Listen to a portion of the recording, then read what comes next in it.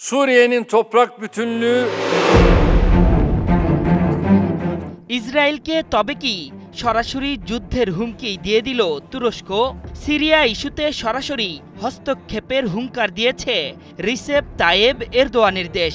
হস্তক্ষেপের ঘোষণার মাধ্যমে তুরস্ক যুদ্ধের হুঁশিয়ারি দিয়েছে বলে বিশ্লেষকরা মনে করছেন। সিরিয়াকে নিয়ে গভীর চক্রান্তের ফাঁদ বুনেছে দখলদার ইসরায়েল। নিজেদের সেই নীলনকশা বাস্তবায়নে নেমেও পড়েছে তারা। কোনো উস্কানি ছাড়াই রাজধানী দামেস্কের গুরুত্বপূর্ণ সব স্থাপনায় বোমা ফেলছে দখলদার বাহিনী। আল আহমেদ আল সারার নেতৃত্বে বিভাজন তৈরি করতেই মূলত এসব বোমাবাজি করছেন বেনিয়ামিন নেতানিয়াহু। তবে দখলদারদের সেই কূটকৌশল কোনোভাবেই মেনে নেবে না তুরস্ক।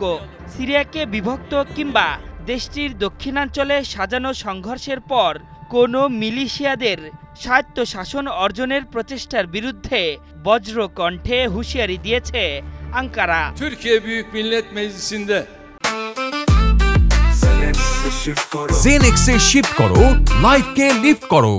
bir komisyon মঙ্গলবার তুরস্কের পররাষ্ট্রমন্ত্রী হাকান ফিদান বলেছেন, সিরিয়াকে বিভক্ত করার যে কোনো প্রচেষ্টা বন্ধ করতে তুরস্ক সরাসরি হস্তক্ষেপ করবে।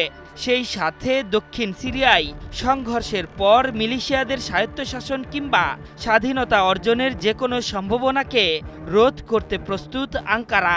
সিরিয়ায় অশান্তি সৃষ্টি করে বিভক্ত করার উদ্দেশ্যে ইসরায়েলকে লক্ষ্য করে এই হুঁশিয়ারি বার্তা দিয়েছেন তুর্কি মন্ত্রী। আঙ্কারা মনে করে সিরিয়াকে বিভক্ত করার চেষ্টা করছে ইসরায়েল। গত সপ্তাহে সিরিয়ার দক্ষিণে দ্রুজ ও বেদুইন সম্প্রদায়ের মধ্যে সংঘর্ষ বেঁধে যায়, যেখানে দ্রুজদের অজুহাত বানিয়ে সিরিয়ার হৃদয়ে আঘাত করতে শুরু করে দখলদার বাহিনী। আর এমনটি তারা করেছিল শুধুমাত্র সীমান্তবর্তী গোষ্ঠীগুলোর আস্থা অর্জনের লক্ষ্যে। হাকান ফিদান বলেছেন, ইসরায়েল একটি বিভক্ত সিরিয়া চায়, যাতে দেশটি অস্থিতিশীল, দুর্বল এবং এই অঞ্চলের জন্য বোঝা হয়ে ওঠে। আর কুর্দি মিলিশিয়ানরা এই অরাজকতা থেকে সুবিধা নিতে মুখিয়ে আছে। আমরা এই কুটচাল বাস্তবায়িত হতে দেব না। eski rejim kalıntılarının harekete geçtiğini Druze এবং বেদুইন সম্প্রদায়ের সংঘর্ষকে আঞ্চলিক অস্থিতিশীলতার ইসরায়েলি নীতির অংশ হিসেবে দেখছে তুরস্ক। তবে এই নীতি কখনোই বাস্তবায়ন হতে দেবে না আঙ্কারা। এর আগে এক ভাষণে তুর্কি প্রেসিডেন্ট এরদোয়ান বলেছেন, সিরিয়াকে কখনো বিভাজন হতে দেওয়া হবে না। এই নীতি সর্বদাই থাকবে, আগামীকাল এবং ভবিষ্যতেও।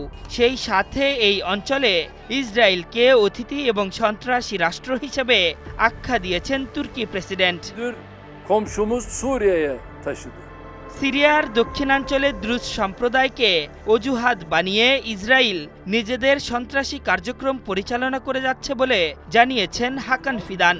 তিনি হুঁশিয়ারি দিয়ে বলেছেন, এই ধরনের অরাজকতাকে কৌশলগত সুযোগ হিসেবে দেখা উচিত নয় এই অঞ্চলের গোষ্ঠীগুলোকে। এমন প্রচেষ্টা তাদের বড় বিপর্যয়ের মুখে ঠেলে দিতে পারে বলেও মন্তব্য করেছেন তুর্কি পররাষ্ট্রমন্ত্রী। şimdi inşallah yani biz bu Ashraful Islam, ৭১।